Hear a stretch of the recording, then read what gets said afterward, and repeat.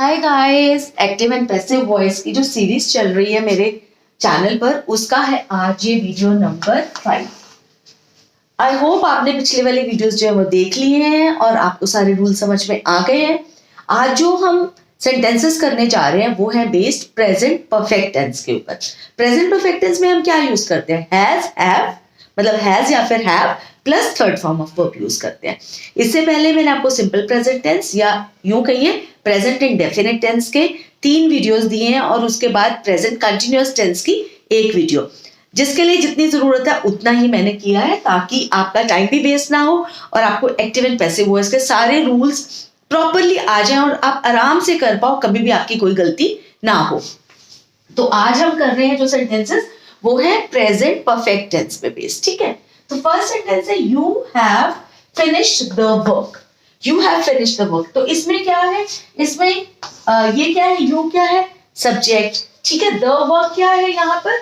Object. और have finished क्या है? इसमें वर्ब है, ये हेल्पिंग वर्ब है, ये मेन वर्ब है। तो क्या होगा? द वर्क आगे आ जाएगा।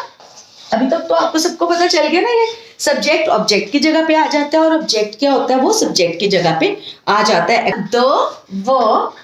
द वर्क आगे आ गया। और अब यहाँ पर हैव है। यहाँ पर हैव क्यों है? क्योंकि यहाँ पर यू है।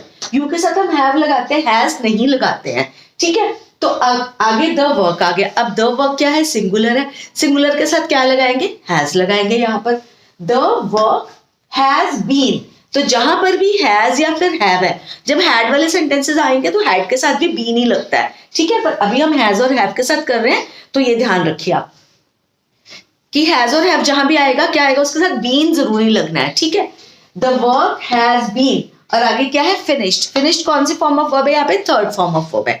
वैसे तो फिनिश की 3 फॉर्म्स ऑफ वर्ब क्या होती है? फिनिश, फिनिश्ड, फिनिश, मतलब सेकंड फॉर्म ऑफ वर्ब भी फिनिश्ड ही होती है, थर्ड फॉर्म ऑफ वर्ब भी फिनिश्ड होती है। आपको क्या कभी कंफ्यूजन होती है कि ये पता है, जैसे मेरे को ये पक्का पता है कि ये थर्ड फॉर्म ऑफ वर्ब है, ये भी थर्ड फॉर्म ऑफ वर्ब है। आपको क्या कभी कंफ्यूजन होती है कि कैसे पता लगाएं कि सेकंड फॉर्म ऑफ वर्ब है कि थर्ड फॉर्म ऑफ वर्ब है?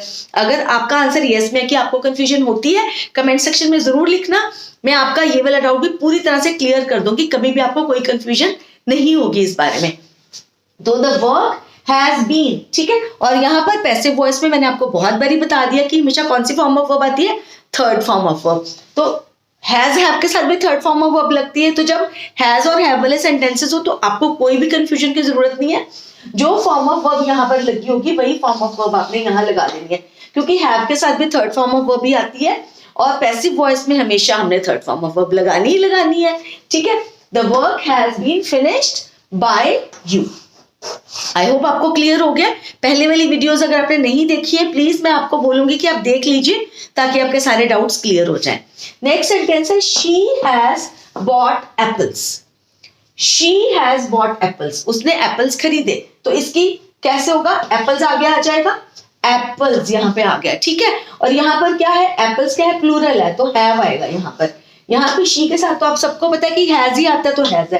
एप्पल्स हैव, ठीक है। हैव और हैज का मीनिंग सेम है, सिर्फ सिंगुलर, प्लूरल, आई या यू को हम जो जैसे यूज करते हैं हैज और हैव उसी तरह से करना है, बस यही है। एप्पल्स हैव बीन, तो बॉट का बॉट ही आ जाएगा क्योंकि थर्ड फॉर्म ऑफ वर्ब है, bought by her. I hope आप लोगों को इतना क्लियर हो गया है। कुछ और सेंटेंसेस कर लेते हैं। दे हैव रिक्वेस्टेड मी, ये है third sentence. They have requested मी। अब मी यहाँ पर आ गया तो आगे क्या आएगा? आई, ठीक है, आई। अब दे के साथ भी हैव लगा और आई के साथ भी हैव ही लगता है, आप सबको पता है, मैंने ऑलरेडी बताया हुआ आपको, ठीक है। आई हैव और बीन तो लगना ही लगना है। जहां पर हैज या हैव आया है आपका एक्टिव वॉइस में, पैसिव वॉइस में बीन आएगा, ठीक है। I have been requested, third form of verb लगनी है, रिक्वेस्टेड बाय दे है तो यहाँ पर क्या आ जाएगा? देम, ठीक है। I have been requested by them. I hope आपको क्लियर हो गया इतना। फोर्थ एग्जाम्पल है he has solved my problem. He has solved my problem. He क्या है? सब्जेक्ट, my problem क्या है?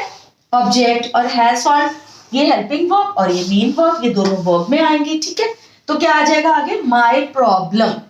my problem हैज, ही के साथ भी हैज लगा, माई प्रॉब्लम के साथ भी हैज ही लगेगा, हैव नहीं लग सकता, वो आपको ध्यान देना है जरूर, ठीक है। My problem has been solved by him, I hope आपको जितना भी मैंने आज बताया उतना आपको क्लियर हो गया है। फिर भी अगर कोई डाउट होगा कमेंट सेक्शन में लिखकर जरूर बता देना। मैं आपके सारे डाउट्स क्लियर करने की हमेशा ट्राई करती हूँ और करती भी रहूंगी। तो चलिए, अगर आपने मेरे चैनल को अभी तक सब्सक्राइब नहीं किया तो वो भी कर लेना। इसी तरह की वीडियोस मैं लेके आती रहती हूँ जिससे कि आपकी नॉलेज बढ़ती रहे और आप इंटेलिजेंट बनते चले जाएं।